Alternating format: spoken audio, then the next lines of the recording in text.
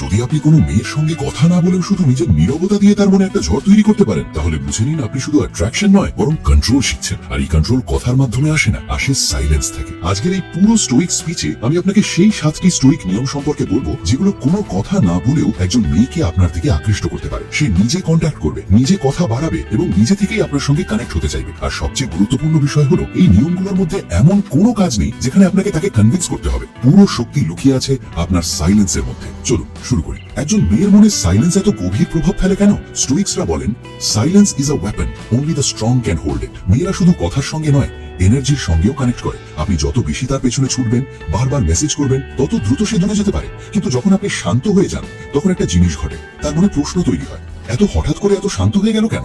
সে কি আমাকে ইগনোর করছে নাকি ব্যস্ত? এখন কি তার আর কোনো ইন্টারেস্ট নেই? সে কি অন্য কারোর সঙ্গে কথা বলছে? সে কি আমাকে পছন্দ করেও দূরে সরে যাচ্ছে? একজন মেয়ে সাইলেন্সকে সহজে ইগনোর করতে পারে না, কারণ সাইলেন্সের মধ্যে একটা জিনিস লুকিয়ে থাকে, পাওয়ার। আর এই পাওয়ারই স্টোইসিজমের প্রথম রূল। সাইলেন্সের মানে হঠাৎ করে হারিয়ে যাওয়া নয়। সাইলেন্সের মানে হলো আপনি নিজের কাজ, নিজের পারপাস এবং নিজের লাইফ নিয়ে এতটাই ফোকাসড যে আপনি নিজেকেই নিজের প্রায়োরিটি বানিয়েছেন। আর এখান থেকেই আসল অ্যাট্রাকশন তৈরি হয়। কিন্তু আপনি যখন কথা বলছেন না, তখন সে আপনাকে কেন মনে করবে? স্টোইক্সরা বলেন, ডিস্টেন্স ভ্যালু তৈরি করে। আর অ্যাট্রাকশন সাধারণত দুইটি জিনিস থেকে তৈরি হয়। একটি হলো স্ক্যারসিটি, আপনি রেয়ার। দ্বিতীয় হলো মিস্ট্রি, আপনি প্রেডিক্টেবল নন।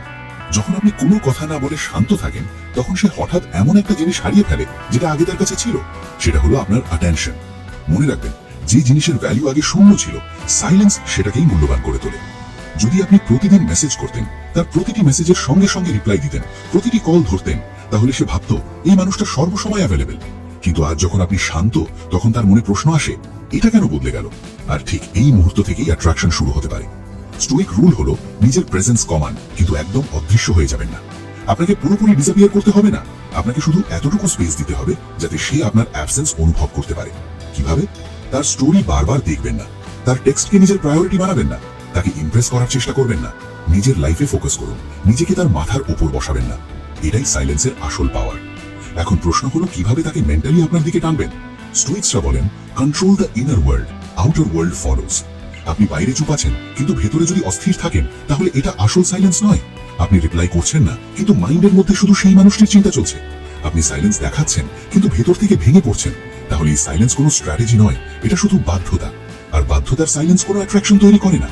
কিন্তু যখন আপনি সত্যিই নিজের কাজে ব্যস্ত, ইমোশনালি স্টেবল, নিজের লাইফ নিয়ে ফোকাসড এবং নিজের পারপাসের দিকে এগিয়ে যাচ্ছেন, তখন সেই সাইলেন্স একটা ম্যাগনেটের মতো কাজ করে। স্টোইক রুল হলো, সাইলেন্স তখনই কাজ করে যখন আপনি সত্যি স্ট্রং হন। সাইলেন্সের মানে হলো আপনি নিডি নন, আপনি ডেসপারেট নন, আপনি ইনসিকিউর নন, আপনি কারো উপর ডিপেন্ডেন্ট নন। কারণ একজন মানুষ যখন নিজের উপর কন্ট্রোল নিয়ে নিতে পারে, তখন পৃথিবী তার দিকে নিজে থেকেই আকৃষ্ট হয়। এখন আসি স্টোইক সাইলেন্সের সেই 3টি সাইকোলজিক্যাল এফেক্টের কথায়, যেগুলো একজন মেয়ের মনে প্রভাব ফেলতে পারে। প্রথম হলো কিউরিওসিটি ট্রিগার। আপনি চুপ, আর সে কিউরিয়াস হয়ে যায়। তার মাইন্ডে আপনার একটা জায়গা তৈরি হয়, আপনার সঙ্গে তার কানেকশনের অনুভূতি বাড়তে পারে। দ্বিতীয় হলো মিসিং লুক। আগে আপনি সবসময় অ্যাভেলেবল ছিলেন, কিন্তু এখন নেই। তখন ব্রেন সেই পরিবর্তনটা অনুভব করে, আর সেই ফিলিং থেকেই মিসিং তৈরি হতে পারে। তৃতীয় হলো রিভার্সাল এফেক্ট। যে মানুষটাকে আগে সে হালকা ভাবে নিয়েছিল, যখন সেই মানুষটি নিজের ভ্যালু দেখিয়ে সাইলেন্স বেছে নেয়, তখন তার মনে একটা পরিবর্তন আসে। তার ইগোতে আঘাত লাগতে পারে। আর ইগোতে আঘাত লাগলে সাধারণত 2 ধরনের রিয়াকশন দেখা যায়। হয় সে আবার আপনার কাছে আসার চেষ্টা করবে, অথবা নিজেকে প্রুভ করার চেষ্টা করবে। 2 ক্ষেত্রেই আপনি নিজের ভ্যালু ধরে রাখছেন। এবার আসি সেই স্টোইক অ্যাট্রাকশন ফর্মুলাতে, যাকে অনেকেই পুল মেথড বলে। এখন আমি আপনাকে এমন একটি 4 ধাপের স্টোইক অ্যাট্রাকশন ফর্মুলা বলবো, যা কোনো কথা না বলেও একজন গার্লকে আপনার দিকে এগিয়ে আসতে উৎসাহিত করতে পারে। প্রথম ধাপ, প্রয়োজনে 1 ধাপ পিছিয়ে আসুন। যদি সে ধীরে রিপ্লাই দেয়, অ্যাটিটিউড দেখায় বা তার এফর্ট কমিয়ে দেয়, তাহলে একজন স্টোইক মানুষ রাগ করে না, অভিযোগও করে না। সে শুধু শান্তভাবে 1 ধাপ পিছিয়ে আসে। কোনো ঝগড়া নয়, কোনো এক্সপ্লেনেশন নয়, কোনো ইমোশনাল রিয়াকশন নয়। কারণ অনেক সময় কোনো রিয়াকশন না দেওয়াই সবচেয়ে শক্তিশালী রিয়াকশন হয়ে ওঠে। দ্বিতীয় ধাপ, পারপাস মোড অন। নিজের লাইফকে আরো ভালো করার দিকে মন দিন। সাইলেন্স তখনই প্রভাব ফেলে যখন সেটা কষ্টে চুপ করে থাকার জন্য নয়, বরং নিজের ভ্যালু বাড়ানোর জন্য হয়। এই সময় নিজের health, gym, career, grooming, discipline, hobby আর সাকসেসের দিকে ফোকাস করুন। যখন সে দেখবে আপনি প্রতিদিন নিজেকে আরো ভালো করছেন, তখন সেটাই আপনার সবচেয়ে বড় অ্যাট্রাকশন হয়ে দাঁড়াতে পারে।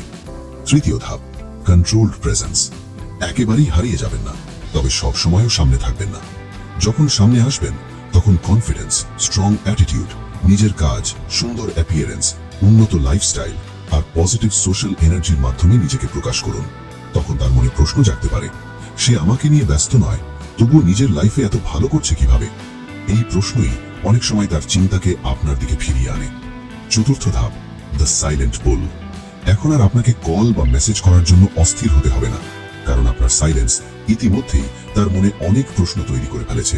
Curiosity, missing, ego, attraction, jealousy আর ইমাজিনেশন সব একসঙ্গে কাজ করতে শুরু করে। সাইলেন্স ইমোশন তৈরি করে। ইমোশন মানুষকে অ্যাকশন নিতে উৎসাহিত করে, আর সেই অ্যাকশন অনেক সময় কন্ট্যাক্টের দিকে নিয়ে যেতে পারে। এবার প্রশ্ন হলো, একজন গার্ল নিজে থেকে কন্ট্যাক্ট করতে পারে কেন? স্টোইক দৃষ্টিভঙ্গি অনুযায়ী অনেক মানুষের জন্য তিনটি বিষয় মেনে নেওয়া কঠিন হতে পারে। প্রথমত, নিজেকে ইগনোর করা হচ্ছে এমন অনুভূতি। দ্বিতীয়ত, নিজের গুরুত্ব কমে যাচ্ছে এমন অনুভূতি। তৃতীয়ত, পরিস্থিতির উপর নিজের কন্ট্রোল হারানোর অনুভূতি। সাইলেন্স অনেক সময় এই অনুভূতিগুলোকে সামনে নিয়ে আসে। তখন সে হয়তো আপনার প্রোফাইল দেখবে, আপনাকে লক্ষ্য করবে, আপনার পরিবর্তন বুঝতে চেষ্টা করবে, কিছুটা কনফিউজড হবে, হয়তো নিজের ইগোতেও আঘাত অনুভব করবে। তারপর আপনার অনুপস্থিতি অনুভব করতে পারে এবং কোনো কোনো ক্ষেত্রে সে নিজেই কন্ট্যাক্ট করার সিদ্ধান্ত নিতে পারে। তবে এটা কোনো নিশ্চিত নিয়ম নয়। মানুষের আচরণ ব্যক্তিভেদে ভিন্ন হয়। সবশেষে একটা কথা খুব মন দিয়ে শুনুন, এই সাইলেন্স কখনোই অন্য কাউকে কন্ট্রোল করার জন্য ব্যবহার করবেন না। এটা নিজের ডিগনিটি, নিজের সেলফ রেসপেক্ট এবং নিজের ইনার পিসের জন্য গ্রহণ করুন। কারণ স্টোইসিজম শেখায় আসল শক্তি অন্য কাউকে বদলে দেওয়ার মধ্যে নয়, নিজের মনকে সামলানোর মধ্যে। যদি আপনি সত্যি স্ট্রং হন, ইমোশনালি স্টেবল থাকেন, নিজের লাইফ নিয়ে ফোকাসড থাকেন এবং নিজের উপর কন্ট্রোল রাখতে পারেন, তাহলে মানুষ স্বাভাবিকভাবেই আপনাকে বেশি রেসপেক্ট করবে। হয়তো কেউ আপনার প্রতি আকৃষ্টও হবে, কিন্তু তার চেয়েও বড় বিষয় হলো আপনি নিজের কাছে মূল্যবান হয়ে উঠবেন। আর রেসপেক্টের চেয়ে মূল্যবান সম্পর্কের ভিত্তি খুব কমই আছে। আপনার একটি লাইক আমার পরিশ্রমের স্বীকৃতি।